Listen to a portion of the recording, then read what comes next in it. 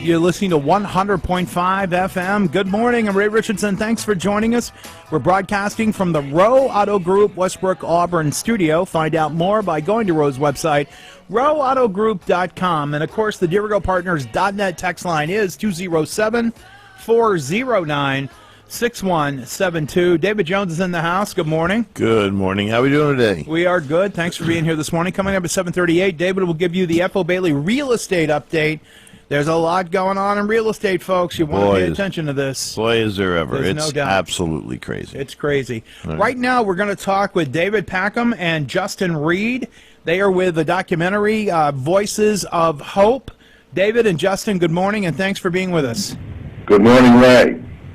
Good morning. Oh, good. Justin, you're there. Good. You know, sometimes I'm challenged with the technology. You just never know. Thank you for inviting us on. Yeah, no, we're I didn't actually do that. Reggie Groff twisted my arm. He came over to my house yesterday, and he's like, "You will put them on air." Well, I'm glad he twisted your arm. He's been twisting my arm for about the last 6 months. He's a fabulous guy. He's got a great he's a great director and videographer. You know the best thing about Reggie? He's got a heart as large as this country. You know. Yes. He's just a good guy. He's really good guy. He's been leading me around, and he's led me to people like Tori Ryden, who's also helping us on this project. And I don't know what I'd do without him. Yeah. Reggie's a wonderful guy. There's no doubt about that. Well, gentlemen, this is premiering on WGME Channel 13. Am I correct about that? That is correct. It premieres on Saturday night at 7, but on Friday night it's going to premiere in Presque Isle on WGME at 7, and in Bangor, WABI at 7 o'clock on Saturday. Oh, good. Yes, those are great stations. We work with them periodically here at our station. So, David, I guess I'll start with you. Tell us what Voices of Hope is all about. Voices of Hope, The Rugged Road to Recovery is the name of the documentary series. And it's about addiction in Maine. It is a 6-hour documentary. It started out as really 90 minutes, but we met so many people like Justin Reed, who were willing to tell their stories about their own despair and trouble with substance use disorder. What we're attempting to do is tell these stories in as honest and as forthright a way as we can, introduce a lot of science. We've got over 12 experts who will be interjected into the series to help us explain what happens to a person's brain when they encounter unnatural chemicals in a way that actually damages their brain and leads them to addiction. Yeah, we've done a lot of this on this station over the last 17 years. Everybody is touched by addiction. There's no getting around it. If you haven't suffered from it yourself, you certainly know someone who does, often a family member. But Justin, let me ask you, and just for the audience's sake, I asked you during the break, is there anything you don't want to talk about? And you said, no, you're an open book. So if you wouldn't mind, Justin, and thanks for being on this morning, start with, how did your addiction begin? What led you down this path? Well, I would say my addiction began probably even before the introduction of substances or my addictive way of thinking, and that came from or came out in different ways, and that could have been kind of acting out in school, or the opposite, trying to do really well in school to seek acceptance, or really just throw my full self into sports and do that all the time. But nothing really seemed to work to get me in a comfortable place. So when I found alcohol when I was 12 or 13, that was just the beginning where I found what seemed to be relief or temporary relief, and that just escalated real quickly. And by the time I was out of high school, I'd experimented with a lot of substances, and there were just some I preferred more than others. But at first it was pretty innocent and almost like a rite of passage in my family to go down and have a few beers at a bonfire on the beach. But I didn't know what was to come. If you don't mind my asking, how old are you, Justin? I am 38 now. 38. Yeah. And you've been in recovery how long? Since December 8th of 2014, so over 6 years. Good for you. Good for you. It's a rugged road. What role has faith played in your recovery? Has faith played? For me personally, it has played a huge part of it, and everybody finds a path of recovery that works for them, and that's part of my job professionally. But for me personally, using my pathway of recovery, which is more of a 12-step based pathway, faith is a big part of that, and also has just helped kind of relieve some of my overarching fears and anxieties, and help me to realize, there are certain things that I can have an impact on and control and play a part in, and other things I just need to let go a bit and kind of let the universe take control. Justin, as you've come forward in this documentary, did you have reticence to be so open with your life? At this point, no. It's been a process, and I think everybody finds what works for them as far as their willingness to be open about their recovery, because of things like stigma, which is something that keeps a lot of people away from recovery in the first place, that judgment or that label that can come with sharing either you're struggling with substance use or that you're in recovery. But for me, at this point, it's what I do personally and professionally, and so it's not too hard to find that I'm a person in recovery. And I think some of the pieces in this documentary and the honesty is something usually people are familiar with sharing with others in recovery, but kind of putting it out there for the world to see is a little bit different, and just have to look at hopefully how that'll work into the greater good and hopefully help somebody. Well, I'm sure that it will. One of the things we learn in life is I believe very strongly, and I talk about it here all the time, God put us on this planet to be in relationship with each other and to be in relationship with Him. And so if someone else sees you walking this path, it may give them hope they can walk it as well. Exactly. David, let me ask you, how did you get involved in this? What was your catalyst? Well, the short answer to that question is my son is also in the documentary. When I wanted to learn more about the science model behind addiction, one of the first people I met was Justin, and I all of a sudden realized how inspiring he was, and I thought that if we could tell stories.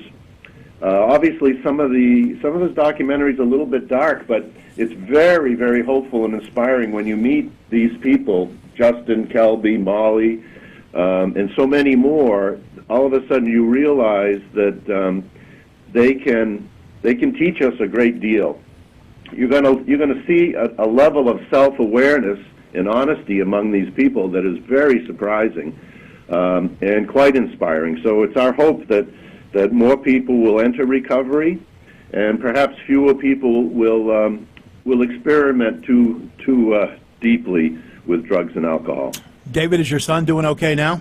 28 months. He's doing fantastic. Wow, that's wonderful news. That is wonderful news.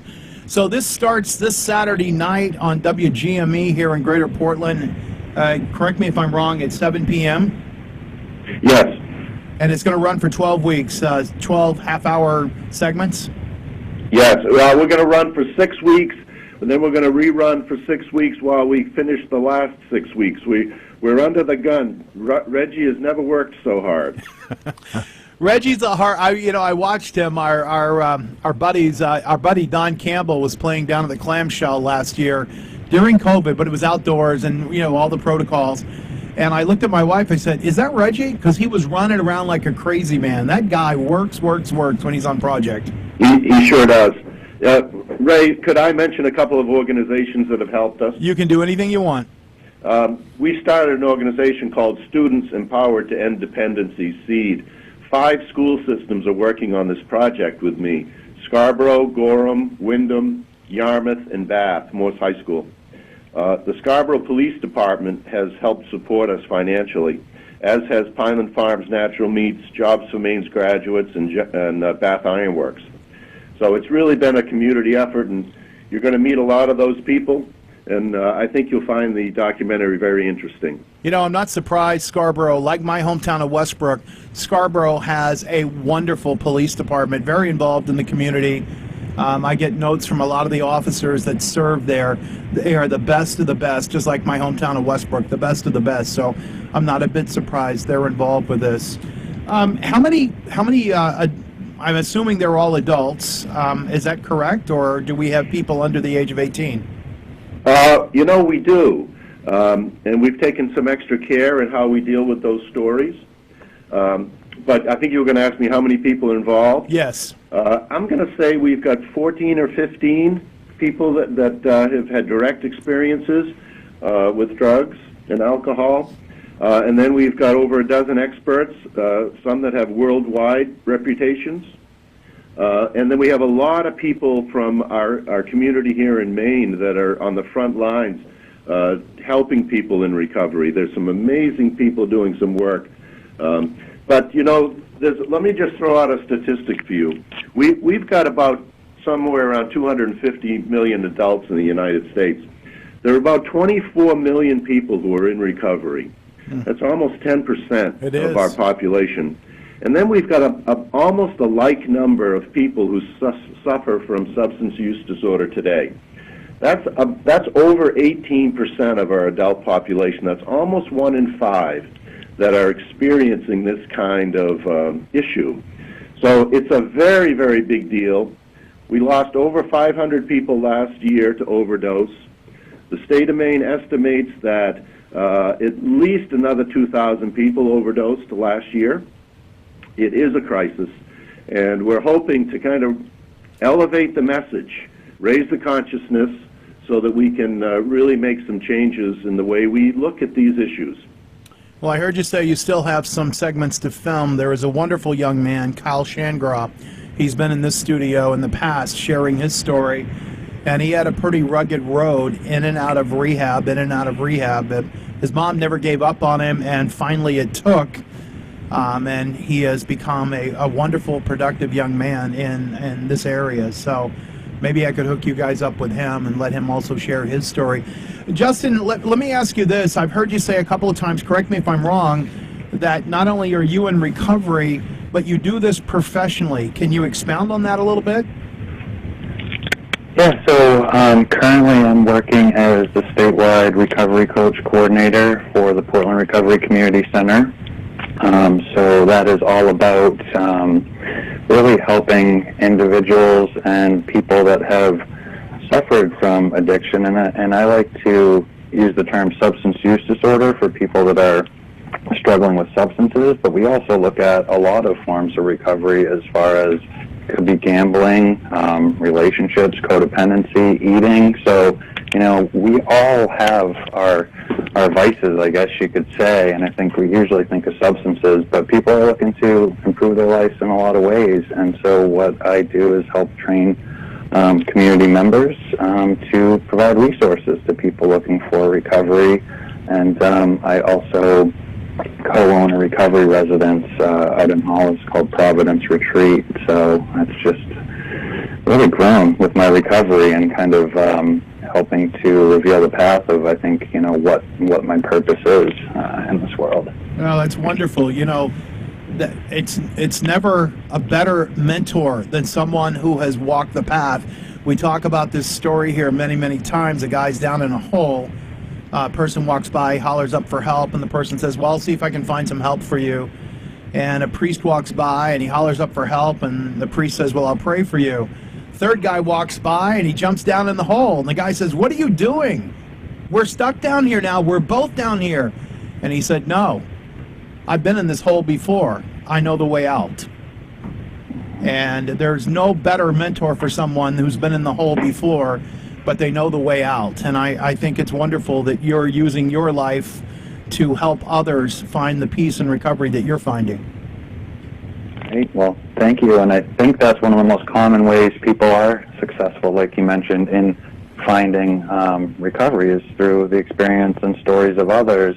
And I think that kind of aligns with the object of this series that we're talking about, because when Dave first approached me, it really kind of piqued my interest, because thinking back of what's been tried in the past to help youth, and if you think about Just Say No and a lot of other programs that I think were really well-intentioned, but they just weren't effective. So I think the honesty and the vulnerability of the people that participated in this series could really hopefully touch some students in a way that can make a difference.